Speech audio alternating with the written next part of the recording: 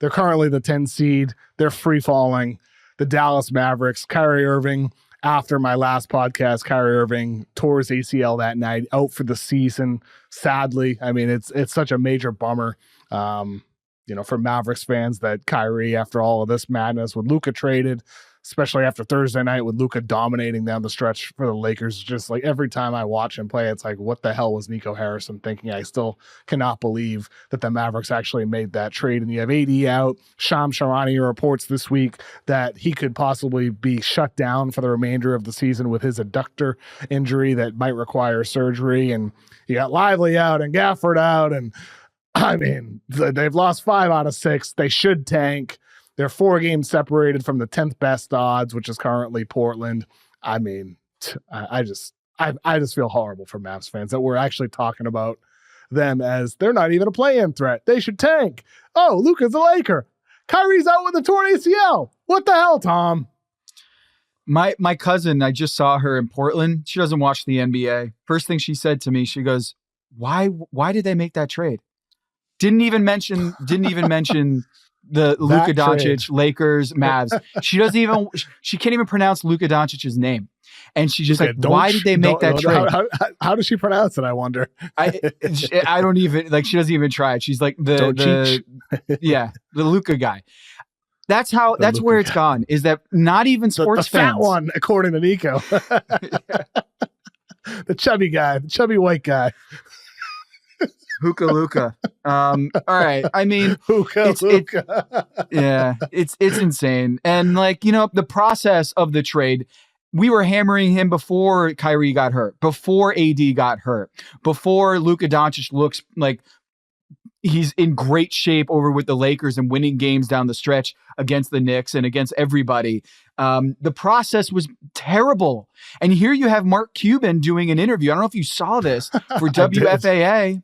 Referring to the Mavs in the third person, not saying us when we traded the Mavs. He's saying when the Mavs made that deal, I kind of wish they got more in the deal, as if he doesn't also own a chunk of the Mavs.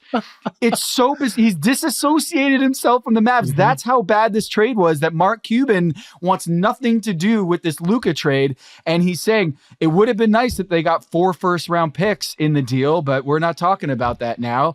It's a colossal disaster of a trade. I would argue probably the worst trade in American sports. I can't speak for the soccer leagues around the world, but I got to imagine there's no trade that's ever been worse than this one. No, I mean, unless there's 1918 potential here, Curse of the Bambino, with Babe Ruth going from the Red Sox to the Yankees, Curse of the Dawn. If the Mavericks go many, many decades, 100 years without a NBA Finals appearance or championship again, well, it feels like they're cursed right now. I feel bad. I just feel bad for Mavericks fans, man. And I said this in a Yahoo Sports video earlier in the week. I recorded that after the Kyrie news broke.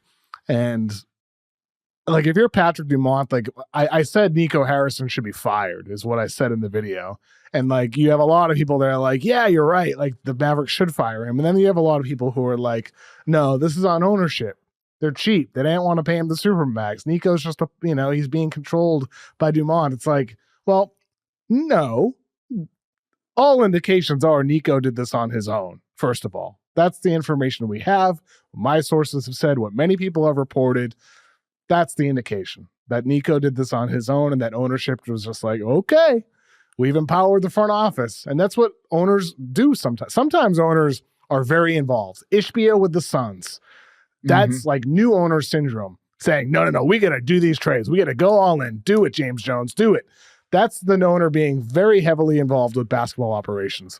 And then there's cases where sometimes the owner is hands off and they let the front office do what they want to do and they just give final approval, but they trust and empower the front office. That's what Wyc Grousbeck is like with the Celtics. He was like that with Danny Ainge. He's like that with Brad Stevens. Those front offices have done a good job. James Dolan with the Knicks was like that with Phil Jackson for negative reasons. And he's like that now with Leon Rose for good reasons, it seems. So with the Mavericks, my understanding is that's the case. They empowered Nico Harrison in that front office to make moves, and they gave the final sign off. So I think for fans saying that, like, oh, no, it doesn't change anything. It does, Tom. It does, Tom. And that's where you're losing owners. Like, you're losing Cuban talking in third person, as you said, and you're losing fans. I really think the only way to make things feel right is by removing that reminder of who made this horrible trade. I think, Kevin, they're going to extend Kyrie. If it's not the max, they're going to do a big time contract extension with Kyrie. And what, he misses half of next season? Yeah. I think it's going to be a Klay Thompson situation to almost double down on the poor decision to like go all in this like 2 to 3 year window and stick by, because you saw that comment from Nico Harrison in support of Kyrie Irving. He released the statement. Invokes that Kobe. Doesn't seem like associating him with Kobe. Can we not associate with Lakers players, please? Can you associate maybe, like I said this on the Big Number with Dan Devine.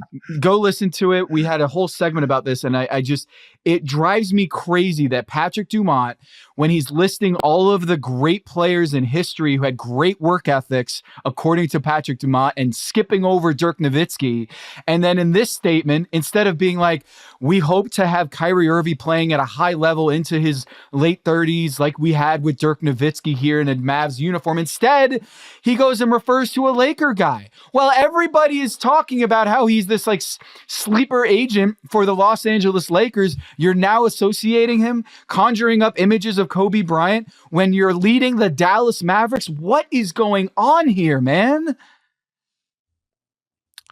Tom, I don't know what's going on. All I know is Dumont has an opportunity here to show Mavericks fans, hey, we're moving forward from this and let's build it up again. We'll see what ends up happening there. All I know is Mark Cuban looks like he's, separating himself. As you said, I've heard Dirk Nowitzki is furious about it. I'm sure that more and more will come out in the weeks and months ahead, considering the fact that, we just got that Cuban quote today, and I'm sure more will come out, especially with the Lakers surging the way they are.